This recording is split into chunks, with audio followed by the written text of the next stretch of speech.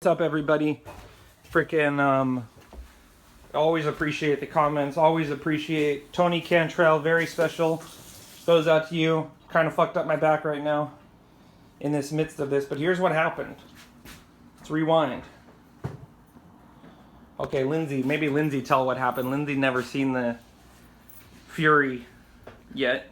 Well, I approached today in a little different way than I normally do. Instead of driving up, I got dropped off. So normally my approach at the gate, which is a little bit, like Eric said, dissipated when I have the car, was a little bit more intense when I just opened it up today with all of my stuff with me, hands full, and all the dogs are already there.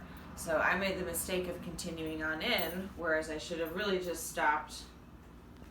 And then we had a little bit of a fight. I'm not gonna lie, I didn't have my pants on. I got a pretty private yard here, and I was just on a good note. I had on my American flag jacket. I was outside. If you go on my Instagram, follow the leader Canine, you can see I had my freaking American flag jacket right here and my American flag tie. I was having a great morning. Didn't have any pants on, but no matter.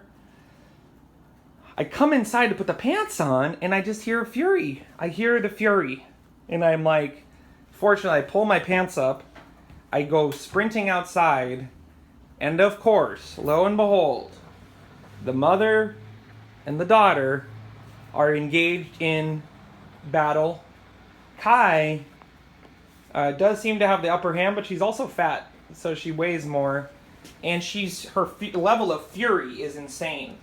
So, I run down the yard. Now, earlier I had thought to myself, let me let Kai out. Let me put her in the yard with the other dogs and give her a chance to kind of just, hang out. I feel bad for her. Let's just rewind where this all came from. I feel bad for Kai. She's all alone. Let me put the muzzle on her and let her out to hang out. Then I walked away. New person comes into the situation. New pack leader. But when the pack leader approaches, kind of all insanity broke. And and this is something to realize, because a lot of times dog fights happen when somebody's coming to the door because the dogs get excited. They're trying to assert who controls the door. Who controls the door? I control the door. No, I control the door. And I guarantee you what happened is these two had a small conversation this one saying, no, I control the fucking door. I've been here for 10 years. Fuck you. I'm also your mom. And then this one said, okay, I'm going to kill you. So I ran down the yard. Now, Kai didn't have a collar on. All she had on was a muzzle. So it's hard to grab her. But I went and I grabbed her like this. And I grabbed her like this, okay? And I'm not going to go too far into the details of what exactly transpired.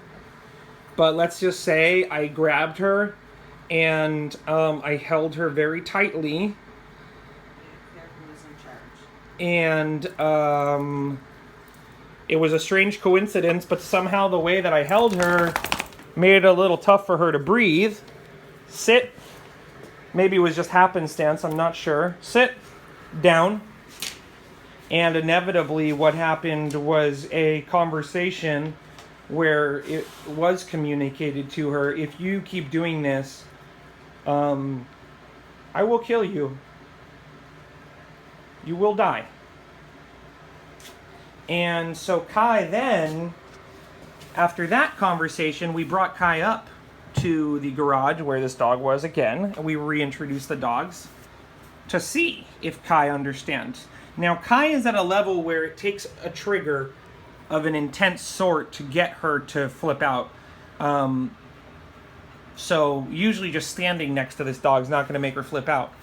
So then I put some pressure on Kai. I started handling her. I started touching her face, and I started seeing, are you going to bite me now? Because if you are going to bite me, we are going to have the same conversation we just had a few minutes ago. And like I said, it's not going to involve punching or hitting. It's not going to involve yelling. No. It's going to involve a conversation. It's very simple. These are the behaviors that get dogs like you killed. And So we had a conversation. And we do little things like this, and we actually keep, it's kind of counterintuitive. You would think, okay, the dog has this situation happens, now we're going to remove the dog from the other dog, we're going to remove the dog from the situation. But no, we're actually going to keep the dogs in each other's space. I'm going to stay in the position of authority, and I'm going to keep repeating my message to the dog until the message is clear. You know. And if you guys want information on, how to stop the biting, how to stop biting dogs that bite you, you can go on Leerberg, Leerburg, Leerberg, I think, Leerberg. You can go on Leerberg and you can look up the details of what kinds of corrections are appropriate for a dog that's biting you, and it is really important. It's a lot of people say, oh, if this dog tried to bite me, I just beat the crap out of that dog. And it's like, I can tell you, this is a dog.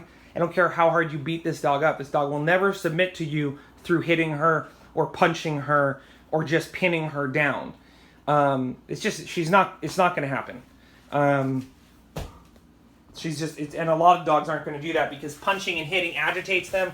It also shows that you're not actually that strong. Because one punch from a human is really not that strong to a dog like this. Compared a serious bite from a dog, I would much rather take a punch from a human than a really serious bite from a dog. Typically, obviously, Muhammad Ali, no, I'd probably take a bite from a dog. But in most cases, so yeah, this whole process, 20, 30 minutes. Well, how long? 20 minutes? 10 minutes? 20 minutes. It was about 20 minutes of pressure. Then I brought the dog inside at one point. That's one thing about e-collars. If this dog had been attacking that dog and all I did was hit the e-collar, I know for a fact it will not stop this dog. When she gets going, the e-collar actually makes her more intense. She thinks the e-collar is a bite. And it's not a bite. But what do you think about the Fury? The Akita Fury? It's not to be messed with, and it's not to be underestimated. And what I saw today really struck in me a real healthy appreciation of what these animals are really capable of, and why it's so important for us to keep doing what we're doing and stay on this journey to help them and make their worlds a better place as well as our world. So we might do a short video on first dog fight. And here's one final note, people. And I'm not preaching, and I appreciate every one of you watching, even the people who love to tell me this dog's a pit bull. Telling you, it's not a pit bull. And I'm actually going to do a series for you guys where I'm actually going to go around. I'm going to go find all of her puppies, and we're going to go see each one of her puppies. And then you could see, for real, they're like mostly Akita Chow. So like, everybody calm down, okay? And for that one a-hole, dude, he was like telling me I need to contact professionals and colleagues and stuff. I was like, I am a professional. I have contacted trainers. I'm not making this stuff up as I go along here. The muzzle. I cannot stress this enough. If you're an Akita owner and you want to socialize your Akita and you want to get them to be better around dogs and you want to take them out and have them be less reactive, because prior to the fight, Kai was roaming with 4 dogs and I wasn't in the yard. So if you are an Akita owner, then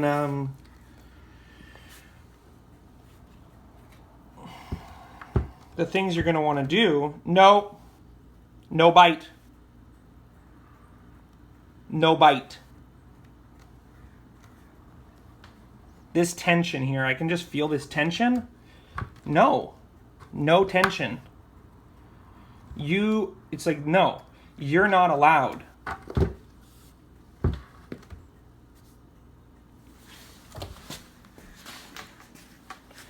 You are not allowed to be tense around me. No. I'm not going to close your door in your knuckle in there, but no. And it's not a dominance role right here. I'm not pinning the dog down. But I'm saying no. No tension. Not allowed. When you see me, you have to relax. You have to submit.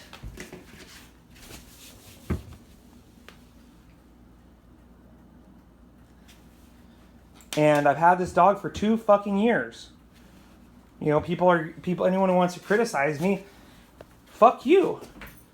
You will get a dog for 2 years that still wants to bite you after you've tried everything, given it every treat, tried everything you could find on the internet, and the dog still is trying to kill your other dog.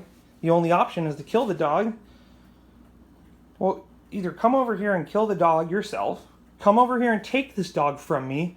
If you're such a great person and you love the dogs, drive over here to Santa Barbara, California, and come take Kai. You can have her. You're probably going to call me within about 20 minutes and ask that I take her back from you. But, try it. It's like, dude, 2 years. And finally, thank God, there's been a lot of helpful people out there, even people like Tony Cantrell, a lot of people who've worked in the protection world and worked with these dogs that do security work. Those are oftentimes some of the only people who will try to save a dog that makes really bad decisions sometimes.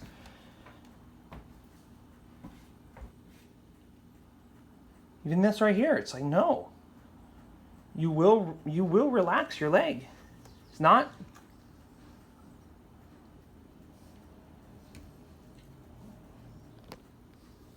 Like this little bit of tension here. It's just, I'm done. Kai. It's been a year, 2 years, we're done. We're over it. So, here comes the mama. She's coming over saying, yeah, dude, I agree with you. I'm tired of her being a bitch too. She attacked me like 10 times. Now, one final point. And if you watch the video this long, that's awesome. I love you. This dog didn't even bite her, didn't even puncture her. This dog here has punctured Taya many times. Taya knows I'm going to come in and I got her back. And guaranteed, 5 seconds, I'm in there. I'm dealing with the situation. I'm eliminating the threat. I'm handling it. So that's one thing. You know, if you're going to train your dog to not be aggressive, you got to train your dog too. Hey, I'm going to protect you. I'm going to take that dog off you. I'm going to keep that dog away. I'm going to deal with it for you. You don't have to. You can't be telling your dog, oh, don't worry, it's a safe world, nothing's going to happen, and then bring them around dogs that make them feel uncomfortable, or a dog that attacks them and not do anything. So, a little video here. Really crazy this morning. My back hurts now. It's like a little tense. It's not super messed up, but I got to lay down now. But I love you guys. Thanks for the support. The Akita family. Lindsay is a little bit traumatized. Definitely traumatized. But there is no fury like the fury of an Akita. I know there's other nasty dogs out there too. And interesting note, the Akitas, they are part German Shepherd. Because after World War II, they bred in German Shepherds in with the Akita line. And then they bred the Akitas back with the Akitas and make them more Akita-like. So there are some Akitas that have more German Shepherd coloring. And so that is kind of a cool note too, Okay, you guys, I love you so much. Thanks.